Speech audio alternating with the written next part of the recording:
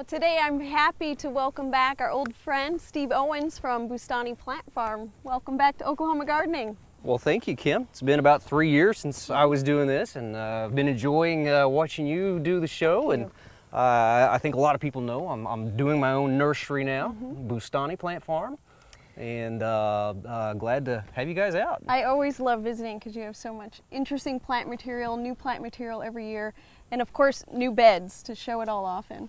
Yeah. This is probably our newest bed here at the farm. We do like to have display gardens to show the plants we're going to have, and we call this our mailbox bed because it's out here by the mailbox. Pretty creative. And I think you you noticed earlier, you were telling me, we were talking about this, that this is all foliage. Yeah, when I pulled in, and I knew you had told me you had a bed that was all foliage, and when I pulled in I just saw all these flowers because it's so colorful, but really no flowers here at all. That's right. That's right. There are no flowers that make up our mailbox bed here. We have all foliage.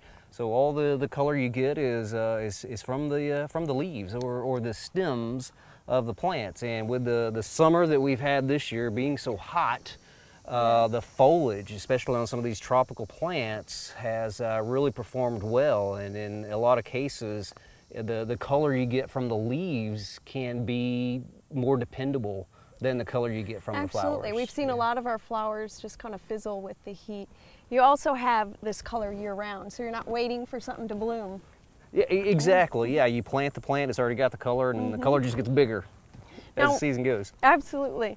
When I was looking at this, some of the things I noticed about your design is a repetition of color, of texture. You have a lot of very interesting textural plants in here. Yeah, we tried to repeat some of those things a little bit so it wouldn't look too mumbo-jumbo, just kind of one of this and one of that thrown in. We did try to give it a little bit of formality, starting with these bronze leaf crinums here in the center. There are 3 of them, and they're spaced about evenly, and you know, kind of gives it a little bit of a formal look with that. And then, yeah, you're exactly right. We repeated with some of the dark purple plants like the Blackleaf Skyflower and the Coleus called Midnight Train here, and a few other things. And then we got the silvers with the Helichrysum and the Silver Falls Dichondra, and then on around with the Colchester white Centaurea,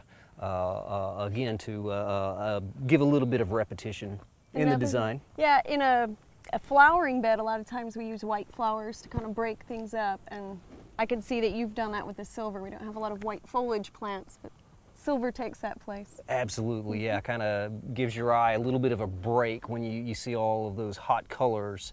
So you mix in, usually like we tell people, if you have a lot of reds and oranges and yellows, put some white in there as well to cool it down a little bit. But the silver foliage plants do the same thing. You've created such a beautiful bed here with just foliage, but I noticed a lot of these plants, the colorful foliage is used in amongst your flowers and some other beds. Let's go take a look at some of these. All right.